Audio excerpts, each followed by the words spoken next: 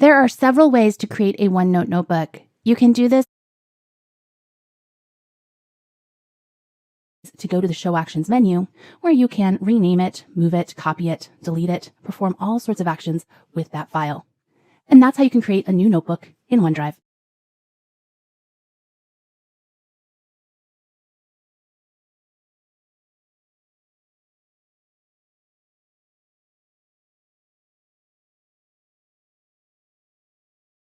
There are several ways to create a OneNote notebook.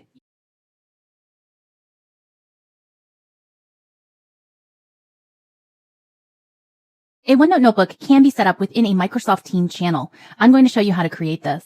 Let's start by focusing on the team in view. I'm logged into Office 365 and I've selected the Teams app from the Office app launcher.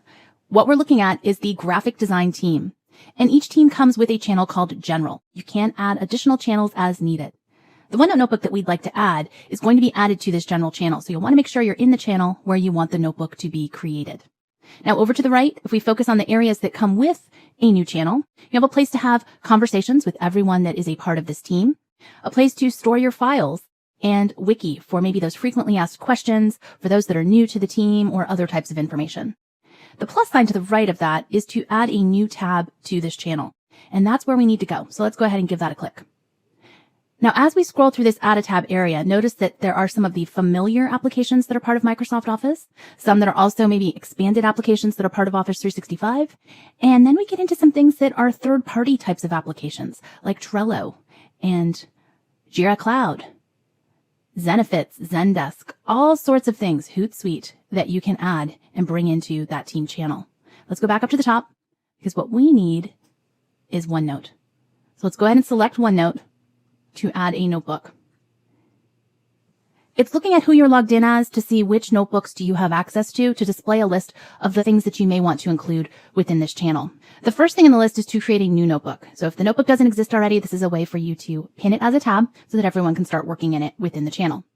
There are other locations that, as a member of these team workspaces, if you will, that may be connected to SharePoint sites and Office 365 groups, that you can bring in the notebooks from those areas. Now, in this case, you'll notice that there is one here called Graphic Design Notebook. And if we take a peek over here to the left, that matches the name of the team that we are in. When a new team is created, just like when a new SharePoint site or an Office 365 group is created, it creates some other things that are connected to that team workspace, like a OneNote notebook and a planner board. And if you have Power BI, it may create a Power BI workspace as well. So what we want to do is we want to bring in that notebook that already exists and it's already connected with the proper permissions to the graphic design team. So let's select that from the list and then select Save.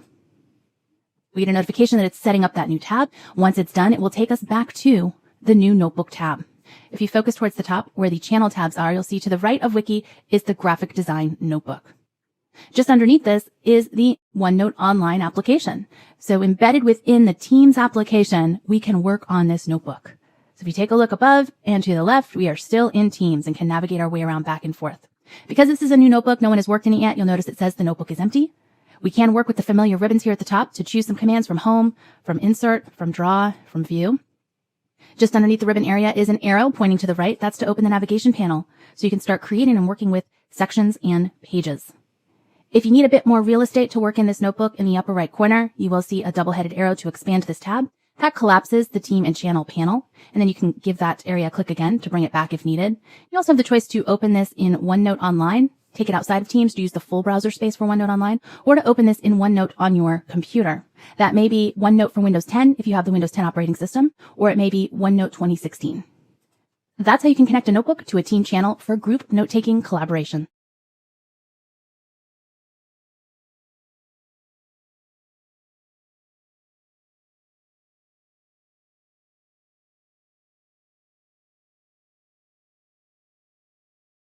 The previous movies in this chapter helped you understand how you can create a new OneNote notebook from OneDrive for Business or within a Microsoft Teams channel.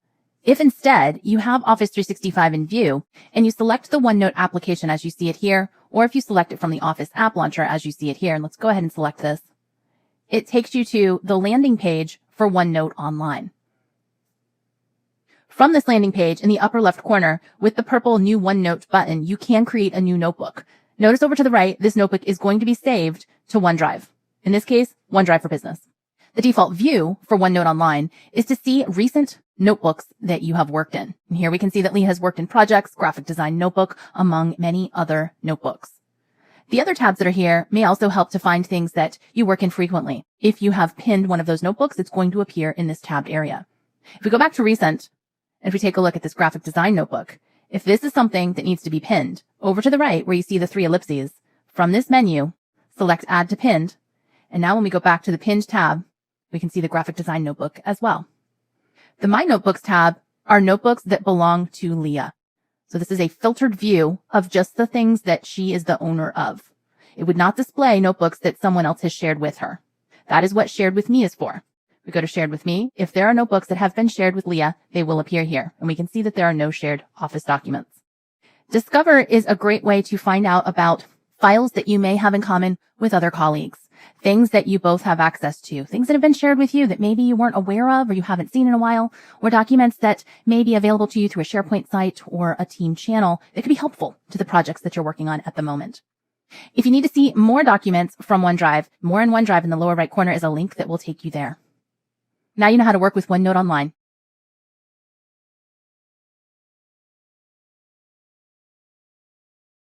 A newly created notebook automatically includes one untitled section and one untitled page.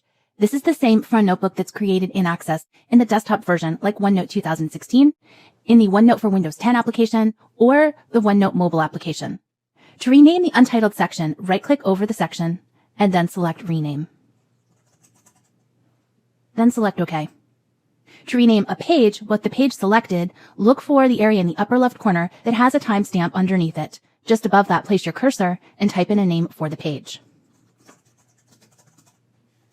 Notice over to the left, the name that's typed in has been updated to be the name of the page within this panel. If you need to add additional sections and pages, there are a few ways that you can accomplish this. Let's get started by taking a look at the Insert ribbon. The first section on the Insert ribbon is Notebook, and within this, you can add a new section or a new page. By selecting New Section, notice that a dialog box appears to give this section a name. Enter the name Credit Cards, then select Enter, and the new section appears on the left. Another way to add sections and pages is to look at the bottom of each panel. So right now we are in the Section panel, and down here you'll see +sign section, which gives you the same section menu. Let's go ahead and close out of that. For pages, underneath the untitled page of the Credit Card section, we can follow this panel to the bottom, a way to add a new page, which adds another untitled page to this area. Finally, a right-click method is available as well. By right-clicking over an existing section or a page, you will find the options of how you can work with these areas. It's a way to rename a section, delete a section, change the color of a section, and here you'll see that we can add a new page or a new section. Same thing exists with a page. If you right-click over a page, the options are slightly different since we are in the page area, but we do have a way to add a new page. That's a few ways to quickly organize your notebook with new sections and pages.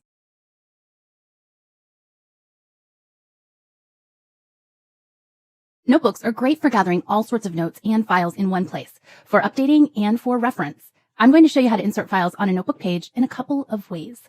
Let's get started by selecting the Insert tab. Within the Insert ribbon, there's a group called Files. And in this Files area are two ways that you can display a file within a notebook page. The first is to display it as a file printout. It will appear within the page just as it would if it were printed on paper, with the margins and the layout of the content, just as it would if it were printed. A file attachment, on the other hand, notice the paperclip icon. It's going to appear as it may when it's attached in an email. Have the name of the file as well as the icon for the associated file type. Now let's go ahead and start with File Printout. By selecting this, it's going to bring you to an open menu. I'm going to move this open menu more towards the center of the screen, make it easier for you to see. And if you need to navigate to another place where that file resides, use that left navigation to do so. The file that I'm going to insert does happen to be within the desktop area, and it's called Globe Bank Update.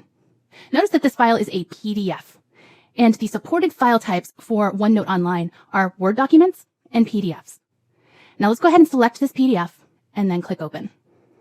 What you see happening on the page is a layout of how it's going to embed page by page each page of the document. I'm going to scroll back to the top so that you can see what this really looks like. Notice here is the icon indicating this is a PDF as well as the name of the file. And I'm going to move over to the right a little and then scroll down. And what this is are pages of a PowerPoint presentation that have been converted to a PDF. So a little trick that you can use if the file that you'd like to embed within a OneNote notebook online is not a Word document or a PDF, if it can be converted to a PDF, saved as a PDF, you can get it into the file like this. Now let's move on to another page. We've got another untitled page here, and let's take a look at what does this file look like if instead it's inserted as an attachment. From the Insert ribbon, select File Attachment, takes us back to the Open menu. We'll select the same file, then select Open. And within the page where the mouse cursor was, here is what it is going to look like. So this is a file attachment. We can tell what type of file it is, the name of the file, and by selecting this file, it is going to prompt to download the file. When you're working in OneNote online, there's not necessarily what's needed to support opening that file to work with it online. So instead, it's asking if you would like to download a local copy of that file and then open that in a supported application. So by selecting download, it's going to prompt if you'd like to open or save the file, and then you can work with that file. Here we have opened the PDF in a separate tab of the browser window. That's how you can include documents along with your associated notes in a notebook.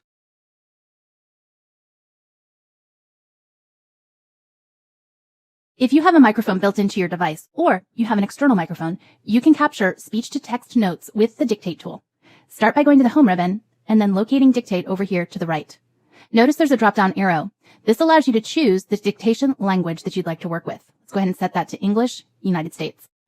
By selecting the microphone above, it will activate the tool. You'll hear a bell sound, and after that bell sound, everything that is spoken will be converted to typed text and added to the page in view. Before we start this, notice where the blinking cursor is. This is where it's going to add those notes. Let's go ahead and select the microphone to activate this. Ask Renee for an update about the expo space. Period. Schedule a meeting with Judson regarding intern programs. Period. Book travel for the Data Analytics Conference. Period. Okay, let's go ahead and stop the dictation. And that's it. Now you know how to capture spoken words and have these automatically converted to typed text.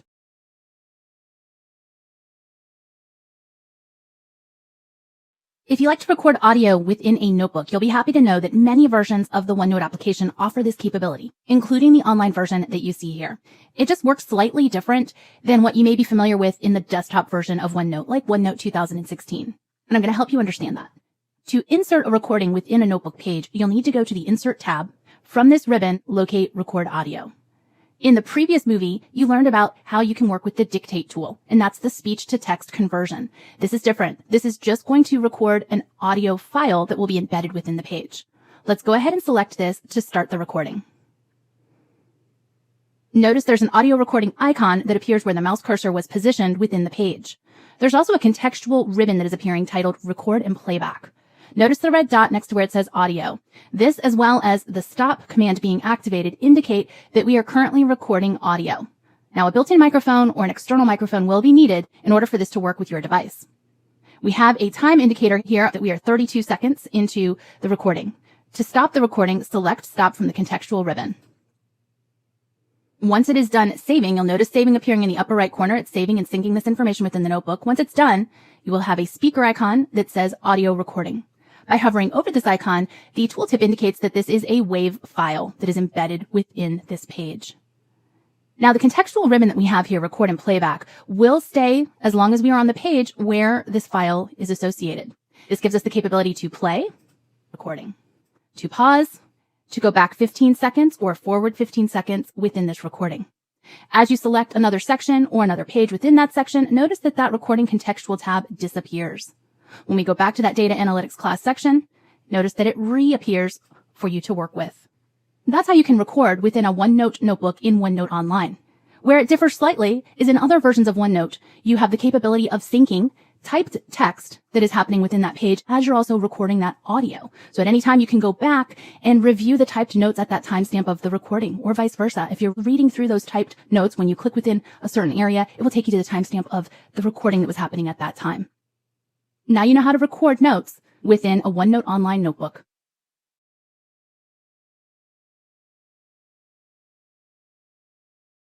If you work in Microsoft applications like Word, Excel, or PowerPoint, you may already have discovered that there are different views for working with the files, like normal, slide sorter, and reading views. These views can help you focus on key areas or give you more space to work within the file. I'm going to show you how you can do the same thing for a OneNote notebook. Let's get started with the View ribbon. From the View ribbon, there is a Notebook Views group. The default view for a notebook is Editing View. You can change this to Reading View by selecting this, and the ribbon disappears. This just gives you more vertical space to work within your notebook. Now, to get the ribbon back from this view, go over to the right here, select Edit Notebook, then select Edit in Browser. That brings the ribbon back. The ribbon can also be collapsed while you still stay within the editing view by selecting the up arrow over here to the right to collapse it, and then double-clicking on any one of these tabs, let's go back to View again, to pin it back in place. Something else that might be helpful as it relates to views is getting more of that horizontal space back to work within your notebook. As you can see, the page that we're on, this consumer update page, has an embedded PDF, and we'd have to play with the zoom controls to zoom out and scroll vertically and horizontally to really be able to view all of the notes in the embedded document that's here. If we collapse the section and the page panels that you see here on the left, that'll give us a lot more space to see the notebook page in its entirety. To do this, let's select the 3-line menu in the upper left corner. This pulls up the notebook list. And you might be thinking, well, now we have less space because we have 3 panels that we're looking at. We're looking at the names of the notebooks, the notebook that you're within, showing the section panel, and then the page panel for those sections. Well, at the top of this notebook panel, there is a navigation pane view options command. By selecting this, you can choose what you would like to see and what you would like to hide. So this show sections and pages is what we currently have, but we also are looking at the notebook list. We could set this to show all, which will keep all 3 of these. Show only pages. Now you'll see we only have the page panel. Or if we go back to that menu again by selecting the 3 lines and then selecting navigation pane view options, we can hide all. While everything is hidden, you can still get back to those menus by selecting the arrow that you see here in the upper left corner that is pointing to the right. That's the Open Navigation Panel command. And that pulls back all of the panels. Let's go ahead and hide them once more. The same navigation options that we were just working with from the notebook panel are also available on the View ribbon. From the View ribbon, we worked with the Editing View and the Reading View. If you come all the way over here to the right, we have navigation options. It gives you the same choices. Now you know how to work with navigation options to get the best view of your notebook. All of the Microsoft Office applications, both desktop and online versions, have ways that you can hide the ribbon area to work best for you. I'm going to show you how you can customize the ribbon within OneNote Online. Let's get started with the Home ribbon. With a double click over any one of these ribbons, that could be Home, Insert, Draw, View, or Print, the ribbon will hide. With a double click again, it pins the ribbon back in place. The same thing can be done over here to the very right side. You'll see an up arrow in the lower right corner of the ribbon. Selecting this collapses it, and then a double click again will bring it back. So that's how you can hide the ribbon and show the ribbon. What if you want to auto hide the ribbon and just make it viewable when you need to make a command selection? So the same approach, you can double click on a tab, or you can give that up arrow in the lower right corner a click to hide it. And then as you need to make a command choice, let's say we want to make this Q2 projects that's selected bold, just a single click over the Home tab brings it back into view to make that command selection. And then once you click in a notebook area outside of the ribbon auto hides. Now let's go ahead and double click on that ribbon again, and we've pinned it back in place. Now you know how to hide and display the ribbon as needed.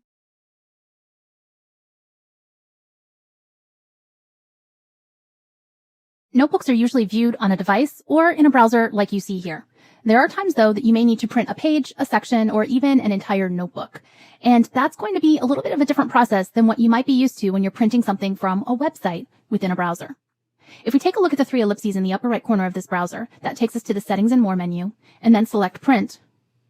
This brings up the default printer and all the settings here on the left, but let's take a close look at this print preview. Notice how we have the title of the page, we have a little bit of information, some notes, and then it's cutting off part of that first slide that is within this PDF file. And we really only have one page that we are printing, even though it says all pages within the Pages field. Instead, let's close this print menu. And within the OneNote Online application, take a look at 2 places that you can get to the in-app print capabilities. The first is the Print tab. Instead of taking you to a ribbon that has all of the print tools, it takes you to that Print menu, the dialog box that pops up as you see it here. If we look at the print preview, this looks much better. We still see the title of the page, we see the file and some notes here at the top, and now we have a page-by-page view of each slide that is part of this embedded PDF. Instead of page 1 of 1, it's page 1 of 11. So we can arrow through and take a look at each of these pages. If we need to make some adjustments, it looks like it is cutting off part of the slide. Maybe we want to change the margins a bit. Work with the fields on the left to do that. So instead of a portrait orientation, we may try landscape. And we can see how that's going to update within the print preview on the right. We can also take a look at what pages we need to print. We'll leave that to all pages for now, and if scaling is needed. The default is to shrink to fit, but you can make some manual adjustments with the percentages that you see here. Let's leave that at shrink to fit for now. For the margins, let's change this to narrow. And now as we go through the pages, you'll see that we have 15 pages. We can take a look and see if that's what we have in mind for printing each page. And once ready, select print to send it off to the printer. Let's go ahead and cancel out of this for now. The other method to get to print instead of from the print tab as you see it here is to go to the file tab and from the menu that displays, select print. Then select print to the right and it displays that print dialog box as we just worked with a moment ago. Let's go ahead and close out of this menu. And that's how you can print pages of a notebook.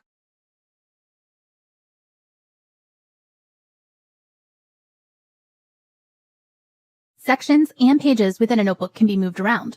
As you're building a notebook and giving it structure with sections and pages, you may have something in mind that works really well, but as you start to add those notes, you realize some things need to be shifted to help you organize it better.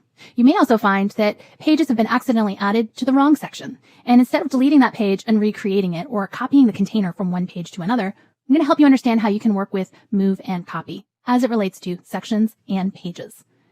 To get us started, let's right-click over this Revenue Increases by Account Type page. From the page menu, you'll see a choice here for Move Copy.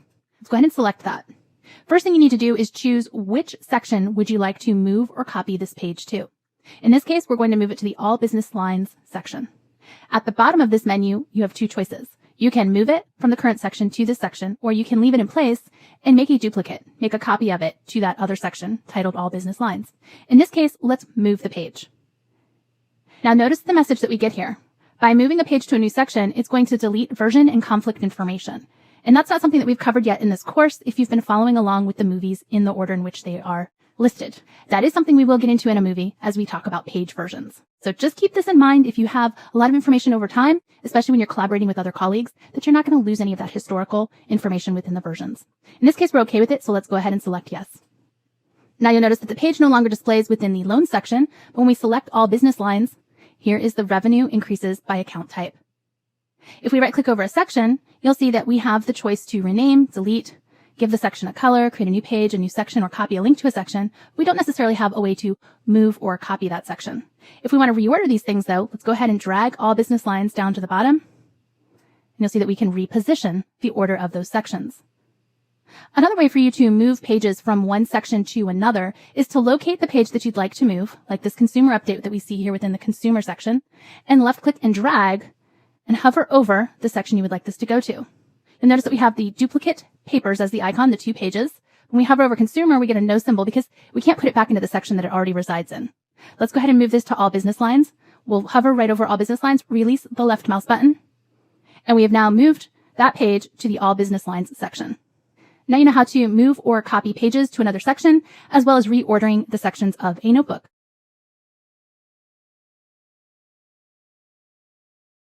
As you collect notes, you may have several notebooks, personal notebooks, notebooks shared with your colleagues, project-specific notebooks.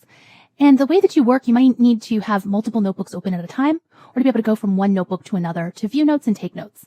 Right now, the Small Business Projects notebook is what is in view. And if we need to switch to Leah Rodriguez's personal notebook, well, then we need to go in the upper left corner of the section and page area to expand this view to see the notebooks list. Within the notebooks list are a lot of the notebooks that reside within SharePoint for Business for Leah's account. Now let's go ahead and switch to that Leah Rodriguez notes.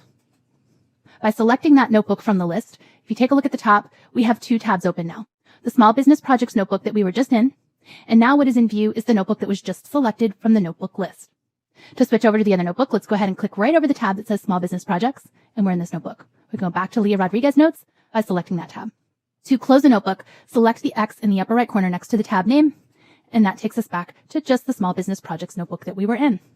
To get out of this notebook listing, you can select over the 3-line menu, the notebook list here, to collapse it back down. Now you know how to work with multiple notebooks within OneNote Online.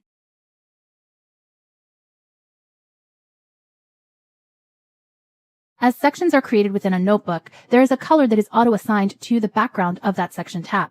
Here you can see that loans is yellow, consumer is green, credit cards is a form of red. I think that is red chalk. And then all business lines is orange.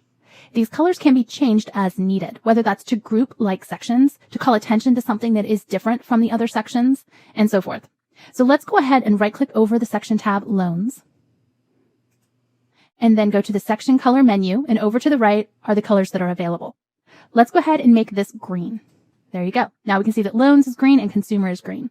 To also add credit cards as one of the same color sections, let's right-click here, go back to our section color, and select green as well. And now we can see that Loans, Consumer, and Credit Cards are all part of the same area or same section. They're part of the All Business Lines, but here's the All Up All Business Lines section called out separately in orange. If section colors are somewhat distracting, you can remove the color of that as well by right-clicking over a section, going back to the section color menu, and then selecting None. Now notice it's not quite as obvious. It's a darker shade of gray, but it blends really well with that silver gray outline of the application frame. If we do that for all 4 of these, not as obvious, but we still know that there are sections there. All right, let's update all 4 of these. And there you go. We still have our section tabs indicating that these are different sections that we can select and go to. And that's how you can change the color of a section.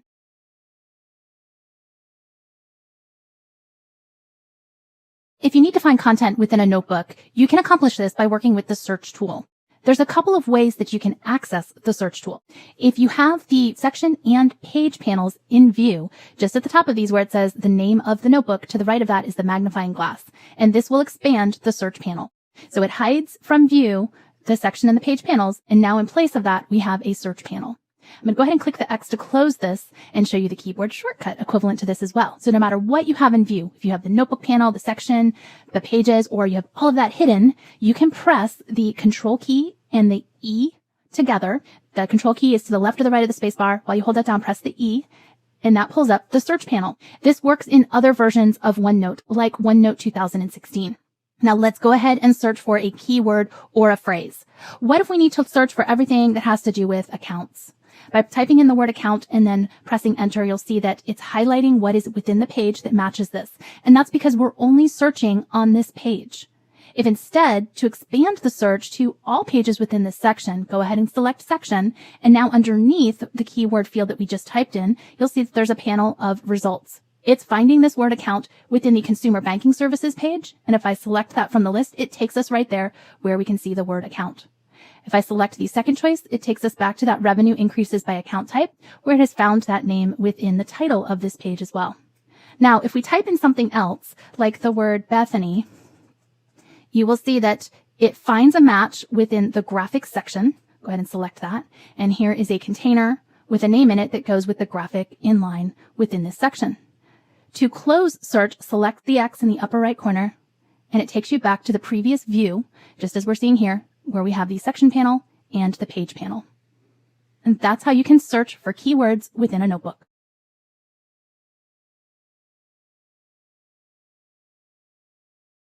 I often get asked, what's the best way to organize a notebook so that I can find things easily? And I usually say, well, a section and page structure can help, but tags can also help you find related notes quickly. I'm going to show you how to add tags to note containers within a notebook. Let's get started by selecting a note container on the page. Let's go over here to the meeting section in the My Notes page and select this container. It may look familiar if you watched the movie on how to work with the dictate tool. These were spoken words that were then converted to typed text. Now let's make a couple of adjustments to this before we add some tags to it. Let's place each of these actionable items on a separate line.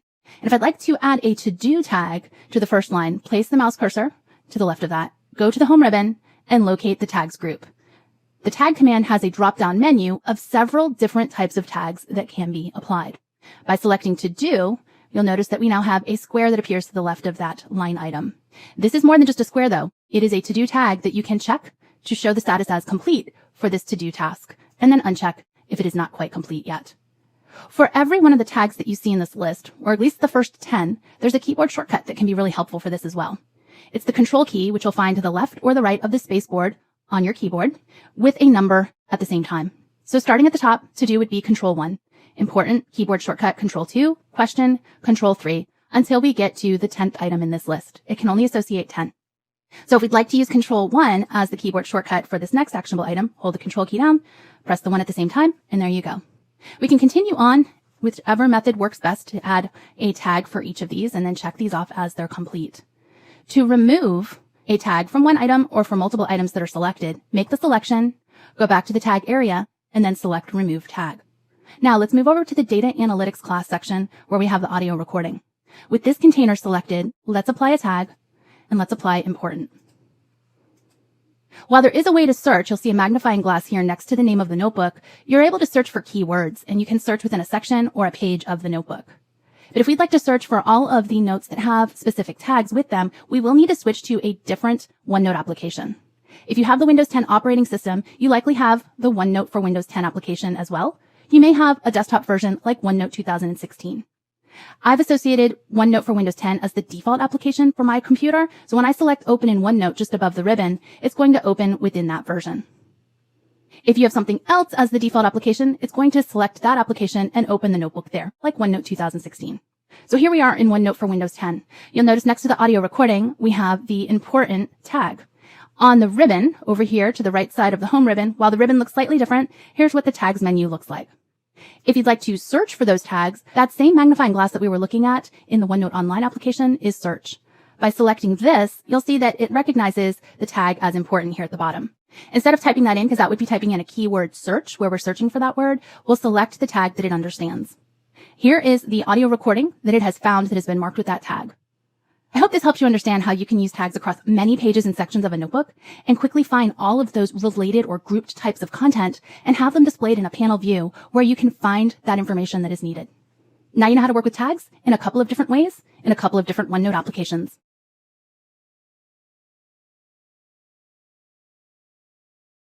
There are many types of notes you can add to a notebook. I'm going to show you how to add notes in a more visual way than you may have been doing so far.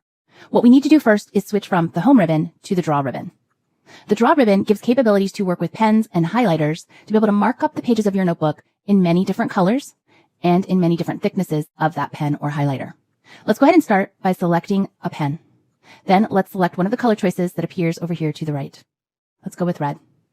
The thickness, I've changed the thickness prior to this, but the default would be to use the middle thickness, which is 1 millimeter. Let's go ahead and make this a little bit thicker so that this markup stands out a little bit more. Now notice that the mouse on the page has a circle, which indicates that we are in pen mode, meaning that if we left click and drag the mouse, or if you have a touch device, tap the screen and drag with a fingertip or a stylus, you're going to be marking up the page. So let me go ahead and try this. I'm going to be working with a stylus, and I'd like to indicate that we need to update this revision. So I've called attention to that with the marker, and I may write next to it, update. Now let's go ahead and move down and make some changes. This is a Word document or PDF that has been inserted into this page. And I'd like to mark this up to make some updates in the original document. So I'd like to call attention to that in a little bit more of a detail.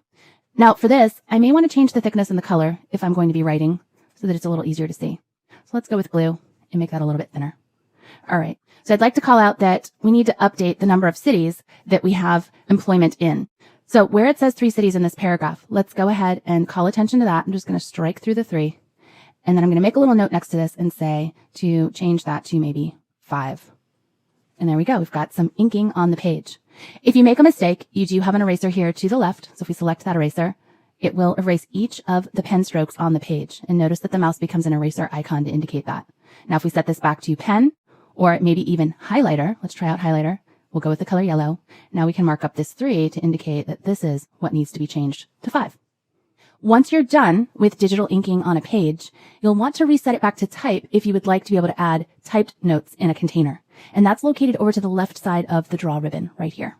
And notice once you select type, your mouse indicator goes back to that pointer arrow to make a selection or to add a new container. And that's how you can take digital ink notes in a notebook. While working in a shared notebook, there may be times that you need to see who has added those notes or who has made changes to those notes. And there is a tool here that can help you with that. Let's go ahead and take a look at the View ribbon. From the View ribbon, about in the middle of the ribbon is the group called Authors, and the tool is called Show Authors. By selecting this, to the right of the note containers, a name will display. Now we have a separate container for the name Bethany Smith, and to the right of that is the name Leah Cheryl Rodriguez, and that is the person who has added that note. As we scroll down, in another container are the photos, and these photos are stacked. And you'll see a line going around those, and that is indicating with the name here that Leah has added these as well. Now let's switch to a different section called Conferences And within this conferences section, to the right of this table, we have a lot more information. And row by row, it's indicating that Judson added the content or made some changes to the first row. Leah and Judson have worked on the second row. And it looks like at some point, both Leah and Judson worked on the third row, although there's nothing there at the moment. You also have a similar capability in the desktop versions of OneNote. So if you are switching from this online experience by selecting Open in OneNote to a desktop experience like OneNote for Windows 10, notice to the right of the table here, we have initials. And when you select those initials, nothing happens. But with a right click over the initials or a right click over the table that you see here, at the bottom of this menu, the initials JP are Judson Phillips, and we have a timestamp, that's the date and the time of when this content was added or modified. It will be a similar experience if you're working with a recent version of OneNote like OneNote 2016 as well. And that is how you can view content by author.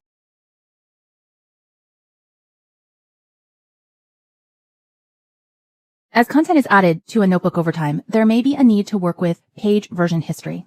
You may want to just step back and see the different versions of that page from its first iteration to the most current that you're working with, or delete versions of that history. There are a couple of ways that you can enable version history. The first is to go to the View ribbon and locate page versions within the Versions group. I haven't selected this yet, and I want to call attention to this summer program page that we currently see. So notice how the page appears here within the page panel and how the content appears over here to the right. We have a table and we have a couple of lines of text underneath that.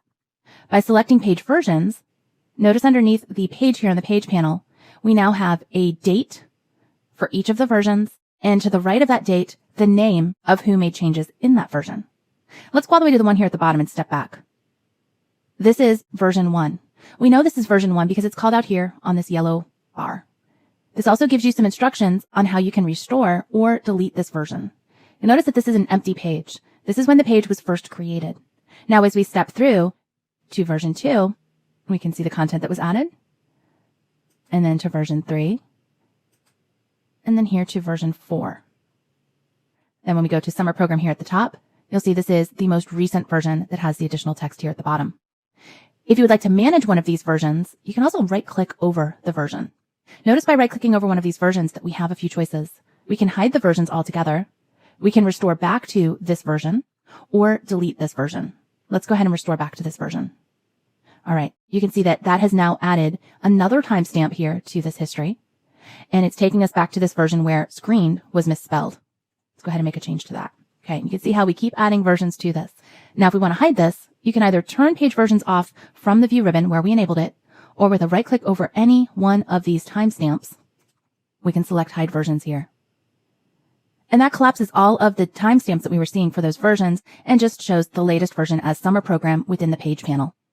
And that's how you can manage page versions.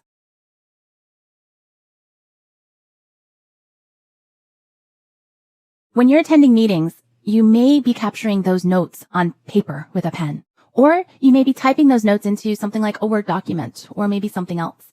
If you've not considered to use OneNote to capture those meeting details, I think you might think about that again once you see what you can do here as it integrates with your Outlook calendar. So here we are in OneNote Online, and from the Home ribbon, if you take a peek all the way over here to the right, is Meeting Details. If this is the first time that you're selecting this, you will need to log in with your Office 365 account. That's the email address and the password that is associated. There's two different ways to log in depending on if that is a personal account or if it is a work or school account. Once you're logged in, by selecting Meeting Details, this Add Meeting Details panel will display to the right. If you are looking at this over the weekend and you don't have any meetings happening on the weekend, you're likely to see this hooray message that lets you know to enjoy your day. If you do have some upcoming meetings, you can click the drop-down arrow to see a mini month calendar to select the day that has that meeting scheduled. Let's take a look at Monday. If we're preparing for this brand touchpoint meeting, by selecting this, you'll see over to the right, the page that was empty before now has all of the meeting details added to this. Now I'm going to go ahead and click the X to close out of this Add Meeting Details panel to give us a little more space to see the content that was added to the page. So if we scroll to the top, notice that the title of the page is the title of the meeting. Just underneath that is all of the information that it has captured from those meeting details. The date and the time that the meeting is taking place, the location of where that meeting is taking place, which happens to be a Microsoft Teams meeting that's taking place in the marketing team in the general channel. We also have a link back to the original Outlook item if we need to go there, and then any of the details on how we will be attending that meeting. As well, we have a list of participants of who will be participating in that meeting, and then a place to start capturing those actionable items. And that is how you can add meeting details to a page within your notebook. And if this is a shared notebook, giving everyone that has access to this notebook the capabilities to see these meeting notes, add their notes to it, and those that have missed the meeting to catch up on that meeting.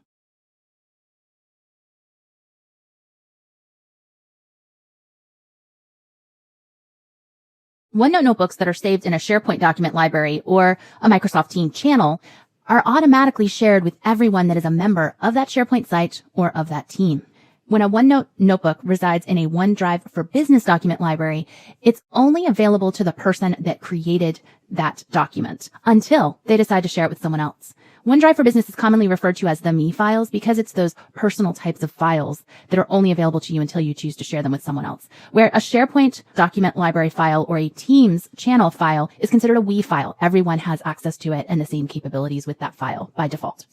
I'm going to show you how you can share a OneNote notebook that resides in that cloud storage known as OneDrive for Business. While you could share it directly from OneDrive for Business, we already have the notebook open in OneNote Online, and let's take a look at how you can share it from here. In the upper right corner, we'll see the share button. By selecting this, the share menu appears. Now, the first choice in this send link area, you'll see up here at the top, there is 3 dots by send link, and you can manage access from here, but we haven't set up who else we'd like to share this with. So let's select anyone with this link can edit first and take a look at the choices for the link settings. We're going to be emailing a link to whoever we invite to this notebook, and who else would we like to have this link available to or not. If we send this out right now with the way that it's set up, notice the check mark next to anyone with this link. That colleague could then forward it on to someone else, and they would have access to the notebook as well, which may be what you intend to do. If not, you may want to change this. Some organizations have already changed this as far as what settings they want to be available for you. You'll see that we also have people in Globe Bank with this link, Globe Bank Inc. being the company that Leah works for.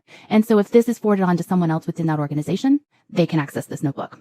People with existing access means that if you've already invited them to be a part of this notebook and they have access to it and someone else sends the link onto them, they can still get back into that notebook. The most secure choice is specific people, and I'm going to go ahead and select that. Now notice the check mark to the right indicating that that is the setting for this link. Before I select apply, take a look in other settings. We can check or uncheck allow editing. By default, that is checked, which means anyone with this link that has been invited, the specific people we have here, can make changes or add notes to this notebook. And I'm going to leave that checked. Let's go ahead and select apply. And now we're back to the main menu of share, which is where we can add the names of who we'd like to invite. Now notice it says enter a name or an email address. Your organization may have this set to not allow external invitations or external access to these documents. And if that's the case, it's just going to be names of individuals within your organization. If they do have external sharing turned on, then you can type in an email address of an associate or someone else outside of your company and invite them that way. I'm going to invite Stuart to this document. So I'm going to type in part of Stuart's name, select Stuart from the list. And I do have an optional message that I can include here, and then go ahead and select send. That link has now been sent to Stuart. I'm going to go ahead and select the X in the upper right corner to close this dialog box. And we are back to the projects notebook that was just shared with Stuart. In the upper right corner, if you are sharing this with other colleagues and they're working in this notebook with you, you have an indicator to let you know that someone is here. So here we can see that Judson Phillips is also here. By selecting the drop-down arrow, there's an indicator underneath Judson's name that Judson is working on this page. That's the top priority conferences page. Now, as Judson is making changes to this document, we may see those happen in real time.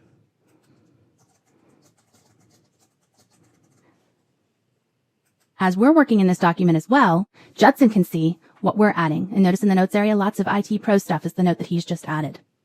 If you need to chat with Judson about that, in the upper right corner, you'll see a thought bubble that says chat. By selecting this, a chat area appears.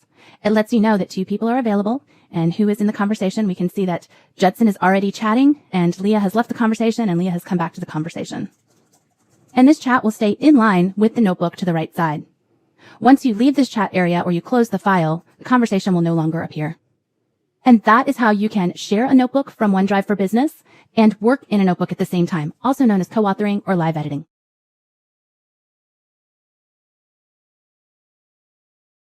No matter if you are new or more experienced in working with OneNote, there may come a time that you switch from one OneNote application to another for specific tools that are available. Now, we're working in OneNote Online right now. We're in the projects notebook. And if there's some tools that I need that I know are available in, let's say, the OneNote for Windows 10 application, by selecting Open in OneNote at the top of the ribbon, it will switch from the online version that's here in the browser to that OneNote for Windows 10 application. Some things might look slightly different. You'll notice that the ribbon looks a little different here at the top. Some of the tabbed ribbons may not be here that are available online or vice versa. But for the most part, the navigation is going to be very similar with your sections in the left column, your pages to the right, and an arrow to see the notebook list if it's needed. By selecting on the page, you can collapse that notebook list back down. And that is how you can switch from the online version of OneNote to the desktop version installed on your device.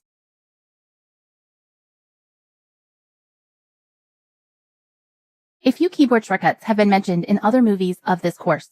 There are many keyboard shortcuts that can help you work more efficiently in all of the Microsoft applications, including the online applications.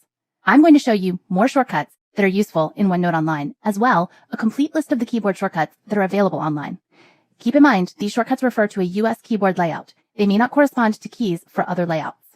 Let's start with navigating the pages that you see here. What is in view is the employee handbook page that has a Word document that has been embedded. This Word document contains 20 pages. And while we could use the scroll bar on the right or the scroll bar at the bottom as needed to move around the page area, instead, let's take a look at some keyboard shortcuts that may be helpful. The page down shortcut will take you down page by page through this document. The page up keyboard shortcut will do the reverse, take you up page by page of this document. The combined keys Control and End take you to the bottom of the page. Control and Home combined takes you to the top of the page. Now, if we need to include a hyperlink to a survey that goes along with this employee handbook, let's go ahead and click up here at the top to create a container for this link. Let's get it over here positioned to the left so it's easier to see. And while we have a cursor within that container, let's use the keyboard shortcut Control K. This brings up the link dialog box where you can enter the display text as well as the website address that it will take you to. Let's go ahead and add the display text. Press the Tab key to move down to the address field and type in the address. Then select Insert.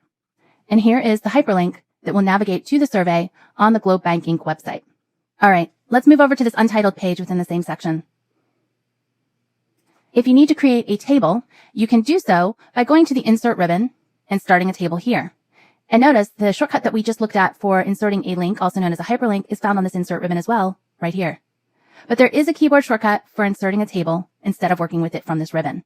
So where you have your mouse positioned on the page is where it will begin building the table after you start entering some information for that. So let's say that we have a little bit of structure in mind for this table, starting with the first field name being name. Type in your text entry and then press the Tab key to start building that table. Notice that name now resides in the first cell of this table, and we have an empty cell here to continue with building that. If you take a look at the ribbon area, there's also an indicator here that lets us know that this is in fact a table, and that is this contextual tab ribbon. It's titled Table Tools, and it's called Layout. And when you select this tab, it has many groups to help you with customizing this table a bit more. What you'd like to select, if you would like to delete rows, columns, or the table, or insert those same types of areas, as well as borders, alignment, and shading formatting. Now let's continue on and add a couple of more fields to the top of this table. Press the Tab key again, and here in our third cell, let's type notes. Now when you press the Enter key, it will drop you down to the next row. And you can continue to fill in the information row by row and complete the table. If you'd like to just have this pre-populated, if you will, of the cells that you can fill out, but not the actual text within each of those cells, there is a shortcut that you can use for this as well. So let's go ahead and press the Control key and the Enter key at the same time. And notice that we are building another row. And if we press it one more time, we can continue to build row by row. When you're done with the table, to get outside of that table, just click anywhere on the page. You'll notice that that contextual tab ribbon that we had for formatting the table has now disappeared. All right, so this container that we've started here, let's say that we need to build a bullet list or a number list. And while you see these two choices here on the home ribbon, you could build them this way, but instead there are keyboard shortcuts you can use as well for this. For a bullet list, let's go ahead and press the Control key and the period together. That starts a default setting bullet list where you can type in the first item. Press Enter, and you continue to build the bullet list. If you would like to build a number list instead, let's go ahead and create another container over here to the right. Hold down the Control key and the slash key. That is the slash that is leaning to the right, and it will start a numbered list. Enter your first item. Press Enter, and you continue to increment the number list. That's it for keyboard shortcuts in this movie. To see a complete list of keyboard shortcuts available for OneNote Online from your preferred web browser, search for Microsoft OneNote Online Keyboard Shortcuts, and you should be able to find this page. As you scroll through this page, you will see many keyboard shortcuts that you can work with for OneNote Online. As you get to the bottom of the page, you will find a list of other keyboard shortcuts that work with OneNote. These are for various versions of OneNote, like OneNote for Windows, OneNote for Mac, and OneNote 2013. Sometimes when you're working in an application, you need a little help to find the tools. It could be that you're new to the application, or you've worked in the application for a while and you just don't remember where that tool is located. Well, there's something called Tell Me that can help you with this, and it's included with most of the Microsoft Office desktop applications and the equivalent online applications. It's generally located in the same area. It's going to be at the top of the ribbon and to the right of the last tab listed. It will have what looks like a light bulb included with that, and you can place your mouse cursor in this field to type in what you're looking for. Notice in the tooltip that comes up for this, there's a keyboard shortcut to take you to this area, and that's holding down the Alt and the Q key together. Let's go ahead and click inside the Tell Me field and type in what we're looking for. There are a few suggestions listed here to show you what you can type in and how you can find that information. So if we needed to perform a spelling check, you'll notice that it can take us there. If we need to tag a container, here's what the tag menu looks like. So it brings those tools right to you in this list without you having to navigate and find it within one of the ribbons. Let's see if it can help us with inserting a table. Let's type in the phrase insert table. Here's our list of results. Because we do not have a table selected or inserted yet, all of these other commands are grayed out. By hovering over the first one, you'll see that we have a menu popping out to the right where we can hover over the cells to choose how many cells tall and wide we'd like to build this table to be. Let's go with a 5x3 table. By selecting this area, it will build a table on the page in view where the mouse placer is positioned. Now let's go back to Tell Me one more time. If you need to get help with something after you've typed in that same phrase, notice in addition to the commands that are available for this, there is a Get Help on Insert Table at the bottom of the menu. By selecting this, it takes you to the Help menu. This is a list of articles and videos that can help you with the process of building a table. Let's go ahead and close out of this window. Help is also located in the File tab by selecting Help and then selecting Help at the top of this menu. It pulls up that same OneNote Online Help menu. Let's go ahead and close out of that. If you're familiar with using the function 1, that's the F1 key, that will not work when you're working in a browser like Microsoft Edge that you see here. Function 1 will take you to Microsoft Edge Tips, a place for you to get help with the Edge browser. And now you know how to work with Tell Me and Help to get the answers you need and the commands you need.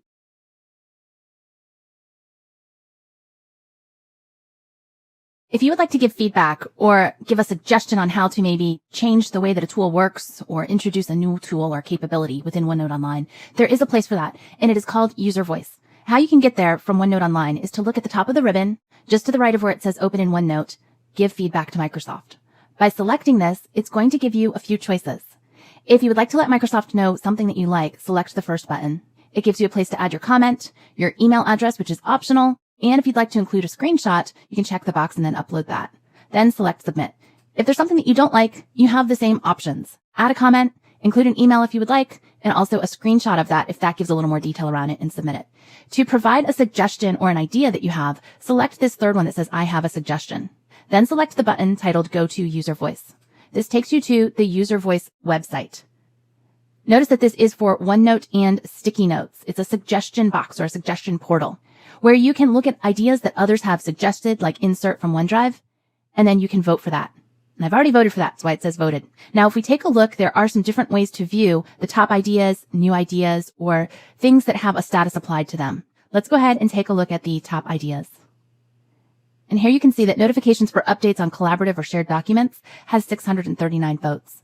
And if that's something that you would like to vote for, by selecting vote, it adds your vote if you've already entered your email address on this site. You can also subscribe to getting updates about these.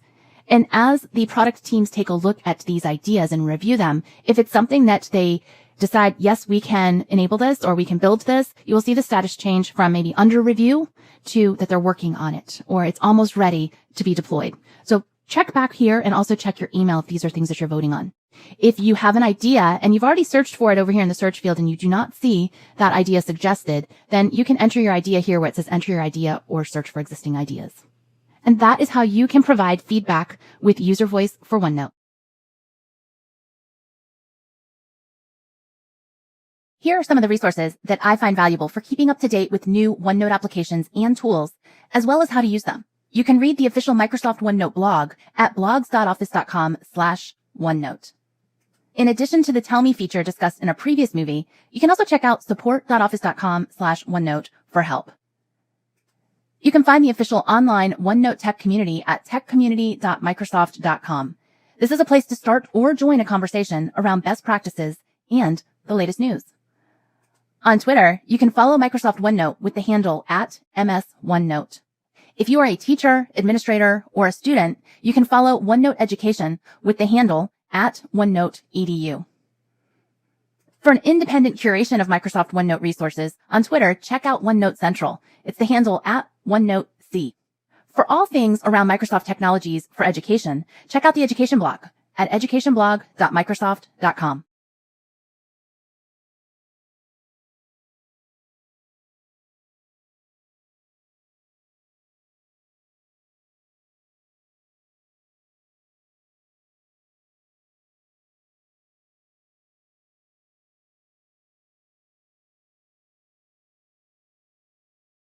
OneNote is a free mobile app available for Android, iOS, and Windows devices. I'm going to help you get familiar with the iOS app on an Apple iPad device. Once the app is downloaded and you've logged in with an account, it's going to look something like what you see on the screen. If you need to navigate to a notebook and open a notebook that's saved in OneDrive, OneDrive for Business, or SharePoint Online, select the arrow in the upper left corner if you're not able to see the notebook panel. By doing this, all three panels will display within the application. This is a very similar interface to OneNote Online. If you have been following along and watching the previous movies of this course, notice that the left side is the notebook panel. Then we have, with whatever notebook is selected, that's the project's notebook, we have a listing of the sections. That's presentations, conference, onboarding, and so on. To the right of that, for whatever section is selected, that is the page panel where all of the pages of that section will be displayed. With whatever page is selected over to the right, that is the active page that is in view. If you need to navigate to more notebooks, you're not seeing that notebook that you need, tap more notebooks from that very left column. If you want to collapse this area, go ahead and tap anywhere on the active page, and you'll notice that the notebooks and the section panels have collapsed. We're only viewing the page panel. In the upper right corner, if you want to even hide the page panel, select the double-headed arrow. That hides the page. Where there's an arrow still in the top upper left corner to bring that back into view, but that's going to bring all three panels into view. But now you know by tapping on the page, we can collapse that back down again. You have 4 different tab ribbons that you can work with: Home, Insert, Draw, and View. To make any modifications to the app settings, select the cog in the upper right corner and work through this menu. You can log out of the current account, log in with a different account. Within Edit and View, you can make changes to the default font and font size, choose to hide or view authors, and even customize autocorrect. Let's go ahead and go back out to the main settings menu. One of my favorite things to customize is in the navigation menu. There are 3 choices for where you would like new pages to be placed. When I'm writing a course like this course that you've been watching, I like to do everything within a OneNote notebook. So there's a section that is organized for this course, and then there are pages. There are pages for the chapters and then subpages for the individual movies of that chapter. When I'm writing my next topic, since I'm writing these in chronological order, I like the new page to go at the bottom of the page or below the selected page that I'm currently working on if I'm not working on those in order. It's nice to have that flexibility of those 3 choices. Let's tap Settings in the upper left corner to go back. And now let's close out of Settings by tapping Close in the upper left corner. If you need to make selections on the page or add some notes to the page, tap where you would like to have a new typed note, and a container will appear in that area. You may also notice that after you've selected that area, you get an on-screen keyboard that appears. This is going to allow you to start to type that note, which will appear within the container of where you tapped. To hide the keyboard, if it's an on-screen keyboard, look for the keyboard key. On mine, it's in the lower right corner. Give that a tap, and that will hide the keyboard for you. If you have an existing note, like you can see we have this meeting note that is here, tap over the existing container. Now you can see the border of the container. Tap and hold over the edge of that container, and you can move the container to the desired location and then release the tap. If you make any mistakes, you have undo in the upper left corner. That's the arrow facing to the left. Let's go ahead and tap that to move that back. And if you need to redo what you've done, tap the arrow pointing to the right. Just to the left of undo and redo is the magnifying glass, and this is great to search for notes within maybe your rather expansive or large notebook. After you've taken notes for a while, you will have a lot of notes that you can look for. The default setting is to search all notebooks, but you can tap all notebooks and make a change to that to search for the current notebook, projects, or even the current section, which is meetings. And that's how you can work with the mobile version of OneNote.